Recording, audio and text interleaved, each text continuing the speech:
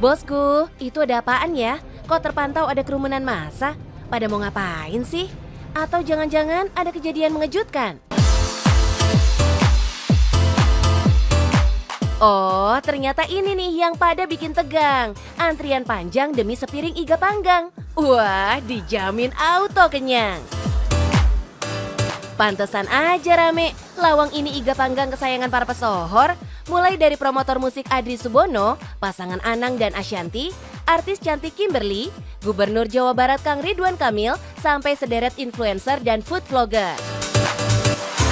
Halo bos, nama saya Budi AO. Mau tahu nggak cuannya bisnis kuliner iga panggang Panglima? Yuk, mari kita kemon. Let's go!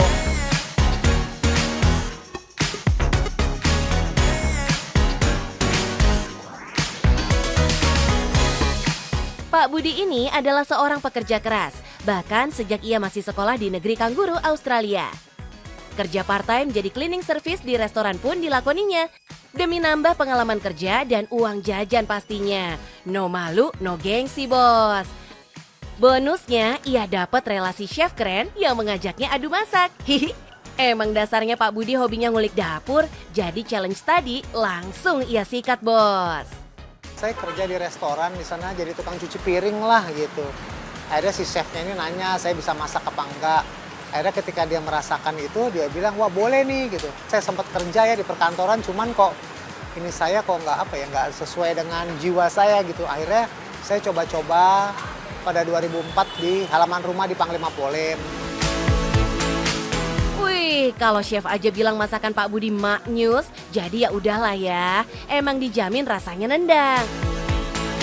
Makanya dimulai dari bisnis coba-coba, akhirnya menggurita. Penggemarnya sekarang banyak, pesanan pun membludak. Wah ini modal seadanya. Jadi meja seadanya, bangku seadanya. Ya maksudnya orang tua saya punya piring saya pinjem gitu kan. Punya pisau saya pinjem. Paling beli cuman kayak kompor, mungkin nggak nyampe berapa, nggak nyampe 10 juta kali. Widih, iganya segede-gede gaban bos. Dagingnya tebal, juicy, dan empuk bet. Sebelum dipanggang, iga-iga montok ini udah direbus bersama serangkaian bumbu dan rempah selama 3 jam. Wih, pasti bumbunya ngeresep dan dagingnya jadi lembut. Makin jos lagi karena saat memanggang, olesan bumbunya gak berhenti-berhenti dikasih. Ini nih yang bikin rasanya makin juara. Bumbu merah ini adalah bumbu original barbecue yang diracik sendiri sama Pak Budi. Dari dulu sampai sekarang, racikannya gak pernah berubah. Bikin pelanggan lama makin setia dan pelanggan baru jadi jatuh cinta. Begitu dagingnya matang sempurna, tinggal di plating bareng teman-temannya. Ada jagung manis dan kentang goreng. Kurang nendang pakai kentang? Tenang, bisa request nasi juga. Ini sih ngopreknya asal coba-coba aja. Jadi saya bikin bumbunya ABCD. Wah kurang enak nih. Terus kapan saya buat lagi isinya ABCD gitu. Ternyata sampai saya dapat yang enak. Langsung itulah yang saya pakai sampai sekarang. Seporsi iga panggang harganya mulai dari 99 ribuan bos. Tapi lihat aja nih, sepiring penuh daging gendut begini, endul maksimal. Para karyawan Pak Budi sampai nggak berjeda manggangnya karena pesanan datang terus. Untung aja, supplier iga kualitas jempolan udah jadi kerjasama belasan tahun lamanya. So, pasokan selalu aman. Jadi kepo kan sama berapa cuan yang masuk per bulan? Ya kurang lebih sih average ya bisa sampai 200 porsi dalam satu hari. Piye bos, keren banget kan? Kita hitung total omsetnya. Kita hitung di angka terendahnya ya bos. Kalau sehari bisa terjual 200 porsi seharga 99 ribuan, sehari masuk tuh 19 jutaan. Lah kalau sebulan, hampir 600 jutaan bos. Dari si tulang rusuk belahan jiwa ini, ngucur deh 500 miliar lebih. Rasa enak itu udah jelas, tapi penjualan makin meroket karena promosinya juga agresif bos. Di sosmed rame bener tuh. Bolak-balik seliweran kalau kita lagi scrolling Instagram dan TikTok.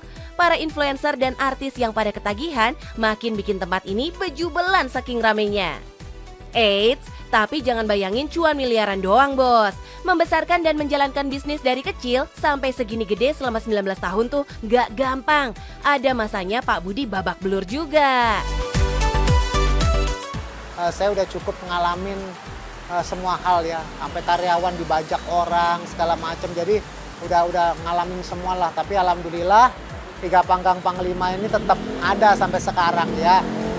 Dengan perjuangan saya juga lah gitu. Yes, kalau mau bisnis makin gede, sabar dan terus ikhtiar itu wajib hukumnya.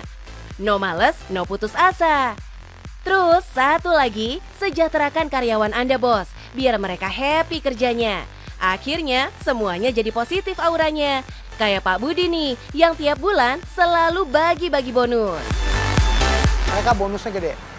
Jadi kalau saya mendapatkan misalkan nominal di atas berapa juta, mereka mendapatkan sekian rupiah. Nanti berapa lagi dan alhamdulillah gajinya mereka utuh. Wih, bisa-bisanya bonusnya lebih gede daripada gajinya nih. Pantesan pada semangat semua kerjanya. Nah, kalau bos-bos pengen sukses juga kayak Pak Budi, cepet aja realisasikan bos. Mulai dari yang kecil-kecil dulu. Gimana bos? Udah icip-icip? Kalau mau berbisnis kuliner, yang penting percaya diri, fokus, dan yang penting cuan bos.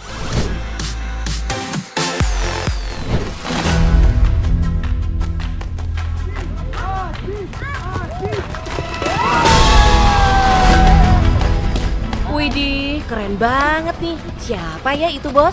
Jago banget nih kudanya. Bisa kalah nih Zoro.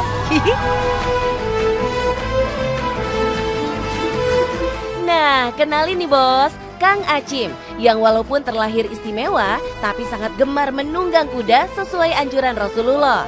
Ia belajar sangat tekun sampai bisa jago banget mengendalikan si kuda yang perkasa.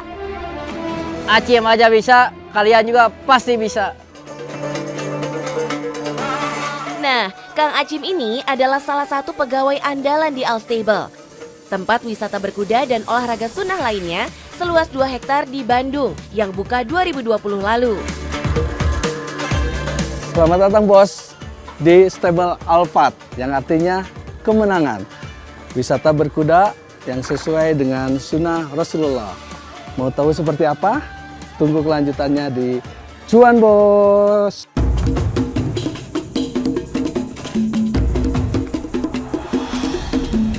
Yes, berkuda emang menjadi salah satu skill yang wajib dikuasai selain memanah dan berenang kalau pengen menggenapi sunnah Nabi Muhammad SAW. Rasulullah bahkan punya beberapa ekor kuda yang menemaninya berdakwah, bahkan menjadi tunggangan saat beliau berperang. Nah, di masa kini, kuda tetap lestari bos, bahkan jenisnya makin banyak. Karena kawin silang antara berbagai jenis kuda, mulai yang lokal sampai yang bule. Di Stable Alphard ini, kita bisa belajar banyak bos. Apalagi kuda-kuda di sini dijamin sehat dan bersih karena sangat rawat. Yes, asiknya lagi, naik kuda di sini nggak bikin kantong bolong bos. Cukup bayar 35-50 ribu aja tanpa tiket masuk. Semua kalangan bisa naik kuda sepuasnya. Para pendamping juga selalu standby, menjaga dan mendampingi para pengunjung. Yang terpenting, jaga keseimbangan bos. Terus, jangan sampai lepas ya tali pegangannya. Pelan-pelan belajar, entar lama-lama pasti bisa. Nah, kalau udah gape banget, bahkan bisa loh memacu kuda sambil memanah. Wah, keren. Beneran kayak di medan perang zaman dulu nih bos. Berkuda dan memanah. 1. Fokus. 2. Tenang. Selanjutnya seimbang dengan 2 point yang bagus. Yang terakhir, pastikan tepat sasaran.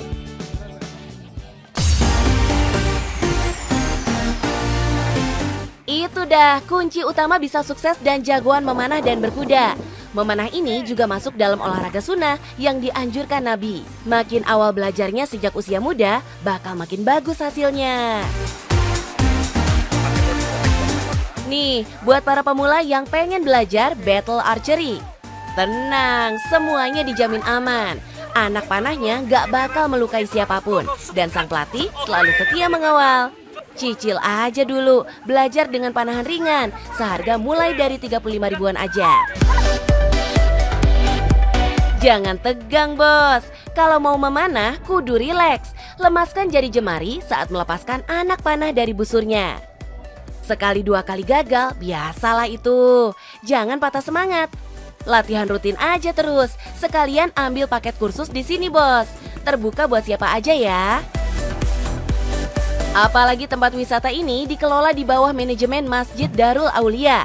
Yes, lahan seluas ini adalah tanah wakaf yang seluruh pendapatannya akan digunakan untuk operasional masjid bos. Jadi tidak hanya sekedar pengajian, tidak hanya sekedar untuk ceramah, tapi bagaimana masjid bisa berkontribusi untuk orang miskin, orang-orang yang tidak mampu, tetangga sekitar. Karena masjid ini harus romantis, ramah orang muda, ramah musafir. Musafir ini yang lagi dalam bepergian, kita siapkan tenda, kita siapkan penginapan, kita siapkan konsumsi. Dari mana itu kalau kita tidak ada dananya? Nah dari usaha-usaha ini, karena kita sangat pantang ngandelin kain celeng, sangat pantang ngandelin kotak infak. Ini sih keren parah. Bahkan semua pekerja di sini gak ada yang dibayar dengan nilai tertentu bos. Semuanya melakukan tugasnya berdasarkan keikhlasan dunia akhirat. Makanya sholat 5 waktu pantang mereka tinggalkan. Memang tujuan kami pulang kepada Allah membawa sesuatu hal yang bisa dibawa pulang. Ya mudah-mudahan aktivitas kami kalau di sini ikhlas bisa menjadi pahala. Nah pahala ini menjadi bekal kami nanti kelak di akhirat. Pasangnya dari mana udah tahu? Cakep sih ini. Pantes aja para pengunjung rela datang jauh-jauh dari luar kota. Sebagian juga santri-santri yang datang dari berbagai pondokan. Nah, buat mereka yang kurang mampu, gratis bos. Kalau bisnis jalan bareng ibadah begini, cuannya bakal datang lahir batin bos. Uang yang masuk bukan jadi tujuan utama. Hitungannya bonus lah ya. Toh nanti akan digunakan untuk masjid dan jamaahnya juga. Nah, dalam sebulan gak kurang dari 500 orang datang main dan berlatih di sini bos. Misalnya, seorang menghabiskan Rp50.000 aja. Artinya minimal ada 25 jutaan yang masuk per bulan. Dan masih ditambah lagi dari pendapatan kursus dan jual beli kuda yang siap dilatih dan dijual kembali. Keren! Semua hasilnya akan diputar lagi buat pemberdayaan umat. Begini nih, kalau bisnis pakai motor utama keimanan dan kemanfaatan buat semua. Ada aja jalan rezekinya, karena pintu langit akan selalu terbuka buat mereka yang selalu berusaha. Dan bukan kamu yang melempar ketika kamu melempar, tetapi Allah lah yang melempar. Mari ajak anak-anak kita untuk berkuda dan memanah sesuai ajaran Al-Quran dan Al-Hadis. Yang penting, cuan bos!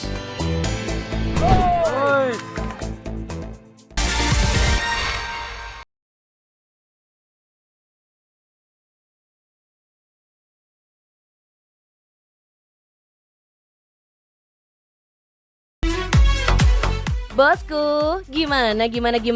Masih lancar puasanya kan? Insya Allah aman jaya sampai akhir ya. Nah, buka puasa paling afdol menurut ajaran Rasulullah adalah dengan 3 butir kurma dan air putih. Makanya gak heran, setiap bulan Ramadan, kurma selalu diburu umat muslim. Penjualannya pun meroket berkali lipat sampai nilainya MM-an bos. Miliar, hihi, gak percaya? Kita telusuri yuk sentra penjualan kurma di Jakarta. Di mana lagi kalau nggak di Tanah Abang, Jakarta Pusat. Di sini pedagang besar dan kecil semuanya berbagi lapak menyediakan semua kebutuhan Ramadan. Hai, Assalamualaikum bos. Nah, aku owner dari Istana Kurma. Mau kasih tahu nih jenis-jenis kurma yang bikin cuan. Ikuti terus ya di Cuan Bos.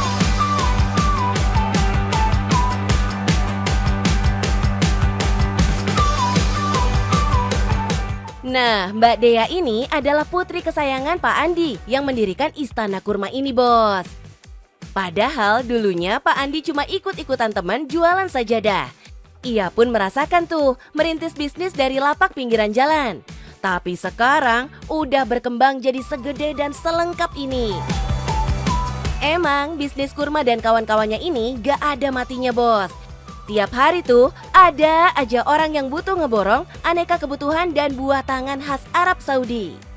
Kalau cuma sejadah aja masih kurang lengkap gitu. Akhirnya papa tuh cari ide gitu ya. Apa nih? Oh kayaknya kurma. Kebetulan juga ada kolega temennya dia yang sebelumnya tuh jual kurma gitu. Kenal lah gitu sama importer kurma.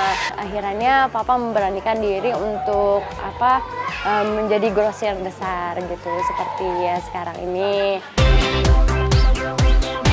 Nah, Pak Andi dan Mbak Dea tuh dapat kurma-kurma impornya juga langsung dari berbagai negara di Timur Tengah saja. Modalnya dulu 5 jutaan buat kulakan beragam kelas kualitas kurma, mulai dari yang premium sampai yang murah meriah.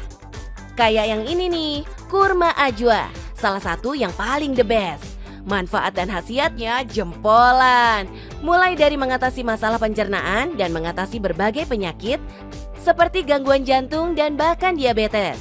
Si ajwa ini juga disebut kurma nabi yang rasanya luar biasa sedapnya. Bintang berikutnya ini nih, kurma mejul yang endut-endut banget. Rasanya legit dan dagingnya tebal. Nah, kalau cari yang harganya merakyat, ya ini, kurma sukari yang konon paling disukai keluarga kerajaan Arab. Hihi, biar murah tapi kesayangan sultan nih. Harganya mengikuti jenis dan kualitas ya. Ada tuh kurma yang per 10 kilonya cuma 300 ribuan. Artinya sekilo ya cuma 30 ribuan. Sampai yang kelas termahalnya ada kurma ajwa antara 250 sampai 300 ribuan per kilo. Terus kurma mejul California sekitar 400 ribuan per kilo. Dan kurma mejul Palestina sekitar 300 ribuan per kilo.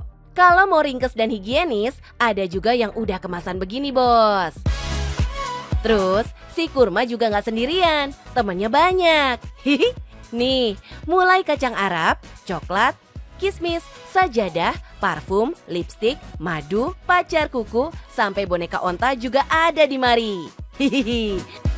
Semuanya nih suka diburu buat oleh-oleh sepulang haji atau umroh, bos. Tapi di sini kan ada ratusan orang nih yang jualannya sama. Gimana tuh caranya menghadapi kompetitor, Mbak? Ya satu, kita harus banyakin barang. Karena kan kalau misalkan kita punya barang banyak, otomatis orang lebih yakin gitu. Kita juga punya harga grosir gitu. Jadi kalau misalkan setiap pembelian ecer dan grosir itu akan ada perbedaan harga. Itu deh, makin banyak belinya, makin miring harganya. Dijamin deh, pembeli menyemut. Hihi. Apalagi kita kan suka nggak tahan sama yang namanya diskon. Hihi. Hasilnya penjualan pun jos gandos melenting tinggi, bos. Kalau di toko, di selain yang online ya, kalau sebulan sendiri kita bisa dibanderol sampai dengan 1 miliar mungkin kalau misalkan lagi kondisi seperti sekarang ya gitu. Per 1 bulan palingnya sekitaran 500 juta itu. Ini mah namanya kebanjiran cuan. Belum lagi penjualan online-nya. Makin rajin Mbak Dea posting promo di sosmed, bos, makin naik tuh angka penjualan digitalnya. Laris manis. Kalau misalkan omset pasti banyakan ke offline ya, karena kan orang bisa milih-milih, bisa lebih percaya. Kalau online kan belum tentu, kadang-kadang dia pesan katanya dengan harga yang murah, tahu-tahu barangnya dikirimnya kurang baik.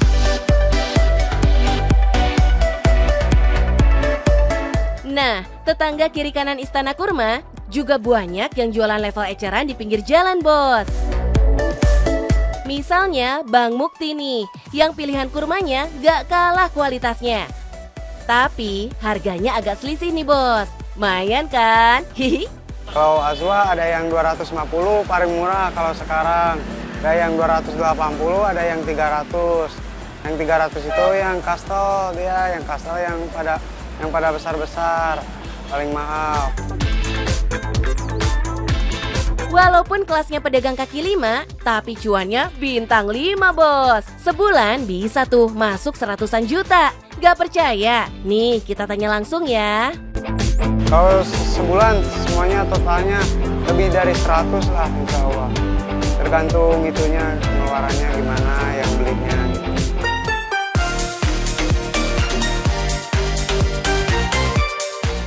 Di bulan suci begini, si kurma bisa jadi sumber rejeki.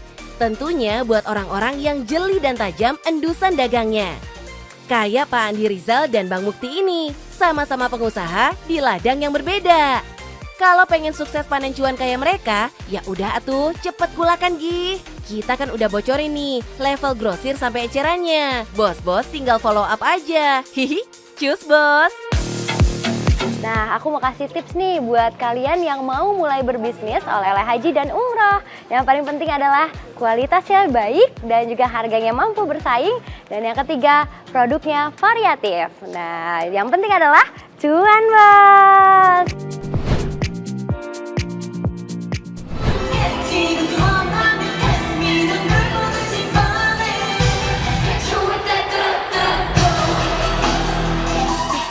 Bos, ini Blackpink lanjut konser di Mari nih. Jangan-jangan Jennie Blackpink belusukan ke pabrik topoki di Cimahi. Jennie Blackpink ya? Sana, saya mah Jennie Cimahi. Alah, ternyata ini Blackpink karifan lokal, bos. Emang sih, Oni lokal ini udah kadung kerasukan hobi makan topoki kayak idolanya. Hihihi. Kapan-kapan kudu ajaki nih teteh-teteh Blackpink buat dolan ke pabrik topoki di Bandung. Halo bos, selamat datang di Pabrik 101, perusahaan makanan, bakso aci, basreng, topoki. Kalau bos mau tahu seperti apa produksinya, tetap di Cuan Bos.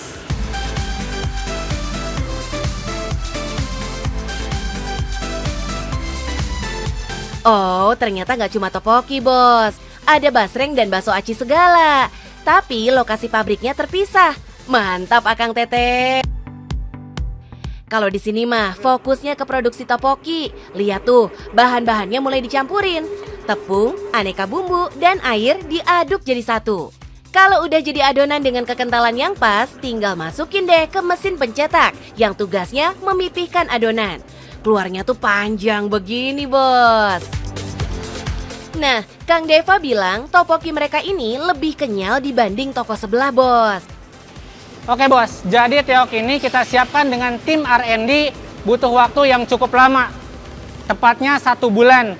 Ini juga untuk mendapatkan tekstur yang kenyal yang pas, juga rasa yang otentik dengan lidah orang Indonesia.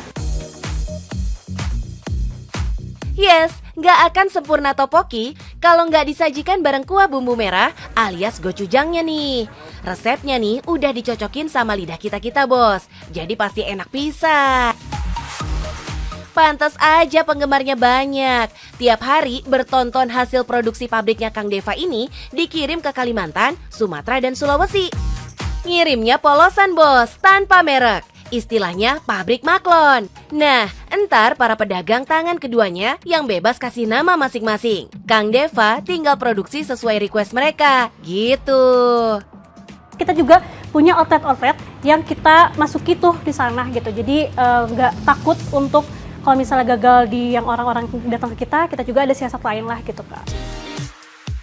Pabrik ini adalah pemeran utama produsen topoki yang jual langsung ke customer, bos. Makanya pemasukan terbesar datang dari jajanan mirip cilok ala Korea ini. Nah, customer entar bebas deh. Mau jual instan kemasan? Bisa. Atau mau buka outlet juga boleh. Tapi bos, walaupun topoki menduduki ranking 1 penjualan, cemilan lokal juga tetap disediakan dong. Penggemarnya nggak kalah banyaknya nih. Fans garis kerasnya basreng dan bakso aci mah nggak ada matinya. Cuannya nggak berhenti-berhenti datang dari sini. Hihi. Setiap hari, produksi bertonton pun tetap habis diborong para customer yang nantinya bakal kasih merek sendiri.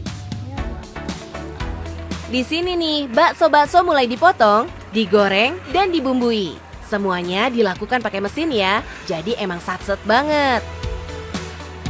Gak perlu lagi repot kulakan bahan baku, karena supplier langganan lama bakal anterin tiap hari. Susah loh cari supplier yang bisa dipercaya. Makanya kerja sama baik dijaga terus, bos.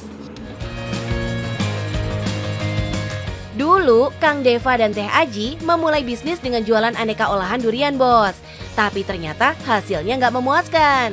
Nggak pakai babi, Bu, setelah menemukan data riset keinginan pasar, langsung deh banting setir dan wush, sekarang cetar banget. Maka dari awalnya kita ngemas-ngemas, kita coba masuk ke produksi sendiri. Kita buat produk ini pun karena kita riset sama pasarnya gitu, bukan asal kita main aja di sana gitu sih. Sekarang mah bisnis Kang Deva udah bisa jadi andalan lapangan kerja buat banyak banget karyawannya.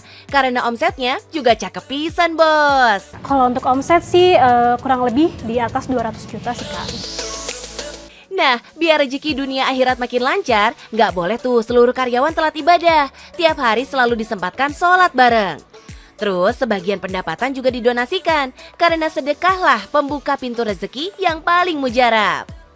Kalau untuk sedekahnya kita lebih ke panti sosial, kemudian juga kita berbagi beras, kemudian juga kita berbagi makanan-makanan khususnya untuk ke masjid-masjid. Jos, cucok, top Marco top. Jelas deh layak ditiru dan diikuti jejak kesuksesannya nih, bos. Makanya cicil yuk usaha kita.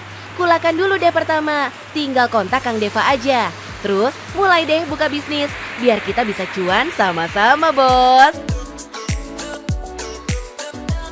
Nah, udah tahu kan proses produksi kita? Mulai dari pembuatan bakso aci, takoki, basreng. Buat bos-bos yang di luar sana yang pengen buka usaha, boleh banget langsung maklun ke kita. Yang penting, cuan, bos.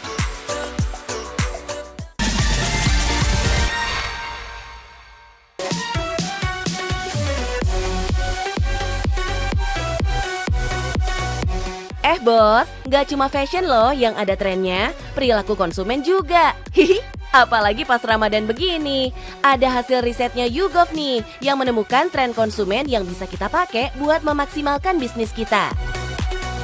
Nih misalnya, 94% konsumen yang disurvei ngumpulnya di Facebook dan Instagram, bos. Mereka seneng lihat konten yang nuansanya kebersamaan gitu. Hasilnya, abis nonton konten, pada langsung belanja deh. Tahun lalu aja sampai ada 7,8 juta transaksi terjadi di Facebook loh. Wah, sok bos, bikin deh promo bisnis Anda di Facebook.